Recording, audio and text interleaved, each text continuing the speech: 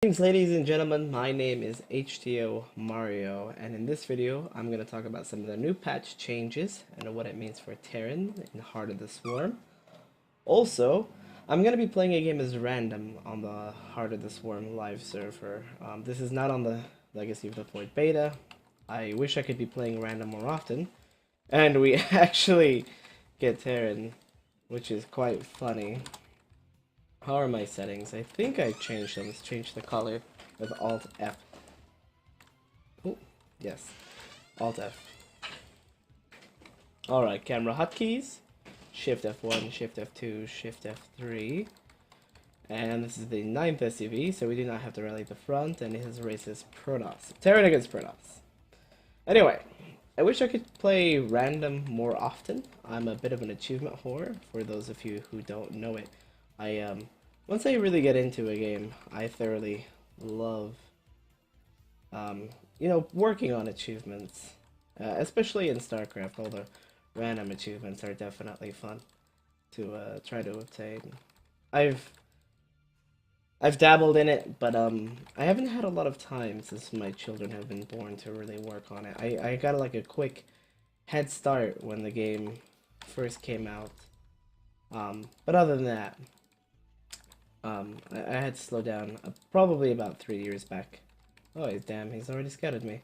And I was going for a gas first build, which is definitely not what we would like. What is his name? LOB Delusive. I don't recognize his name, which is... makes me wonder if I can still do this build. I don't know if he's a smurf or not, but if he's one of the higher up players, he probably knows my plan. Anyway,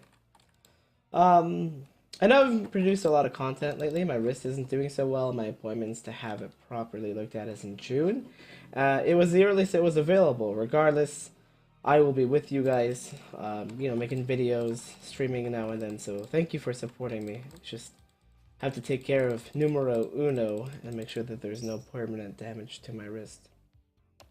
When it comes to playing random, I would say that it has an advantage in the matchups if you don't announce your race. However, if you don't get the race that you play for the majority of the time, it's definitely more difficult in terms of actually knowing what to do. I mean, you can have a general idea, but you're never going to be as practiced. And once the scouting comes out, it's definitely not nearly as good.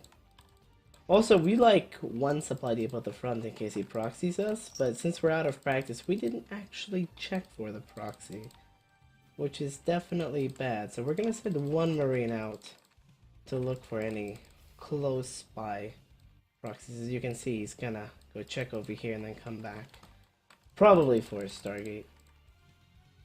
Don't need another gas geyser for this build. I do want to see if he has another expansion. Double gas. This leads me to believe that there could be some form of cheese. No. Definitely some form of cheese. Let's grab another gas geyser of our own.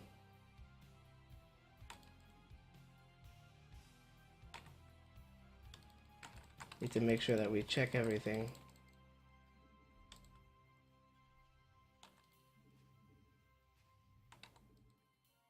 I don't see another pylon. There's 3 now. However, he has a lot of gas built up. Oh, there's a pylon there. Or a probe there. Let's get a Widow Mine behind here. Let's get a medevac. Still no expansion.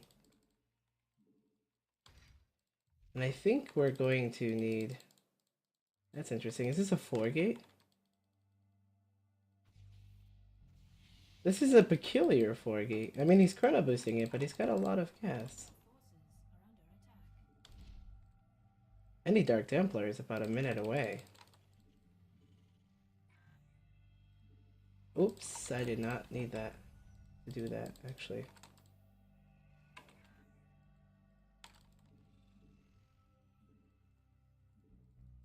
I think it might have been like a failed 4-gate.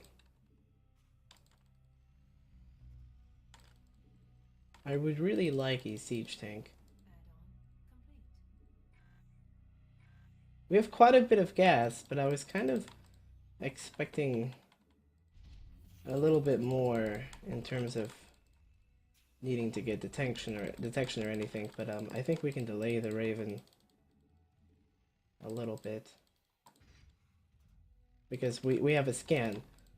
So what we did is we delayed the factory and the starport add-on and the engineering bay a little bit because we weren't 100% sure what it was gonna be, but we knew that he had a lot of gas and he was chrono boosting. So we saved the scan regardless. There we go. You can repair over here. It might be 4-gate blink. That I am not sure of.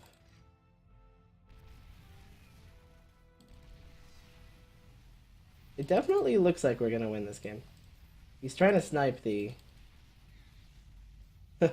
He's trying to snipe the medevac, but yes, that didn't work. Anyway, as for the changes in Heart of the Swarm, the Locust has been changed to where it can now fly, and the Swarm House is more of a defensive unit. Sorry, a harassive unit, less of a defensive unit. In fact, the Locust, the timer is now, I believe, at like 60 seconds, which is quite crazy. We're going to counter with a 1 base all in. But the timer is like 60 seconds, which is quite crazy. So they can fly, which is definitely more of a defensive posture. They can posture themselves right here, fly into your natural, and take out your command center. But, alright. But other than that, there isn't too much they can do. And Zerg is definitely weaker right now when it comes to Heart of the Swarm. And that's mostly... And that's mostly because of the Swarm Host changes. They really needed the Swarm Host in the matchup, and I was hoping that they would nerf Terran Raven a little bit more. You see, because the average response to the Swarm Host for like a weaker Terran player is to Mass Raven, which is definitely unfortunate because Mass Raven is don't let anyone fool you, insanely overpowered late game against Zerg Swarm Host play style, or in general, there's not a lot you can do to counter it. Also, we have this Raven so that he can't fall out into like Dark Templar or something if he went Blink, and we don't need scans to cross the map. And we're gonna play defensive from here on out with these units. Is he up this ramp? As for the Tempest changes, the Tempest no longer hard counters, fuck, what was it? Battle cruisers, yes. Yes, those units.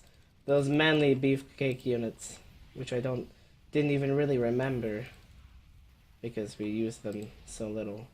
Although I did enjoy using them when it comes to Heart of the Swarm and Legacy of the Void. They weren't used as often as I would like, which is a definite shame. But yeah, the battlecruiser will do a little bit better now.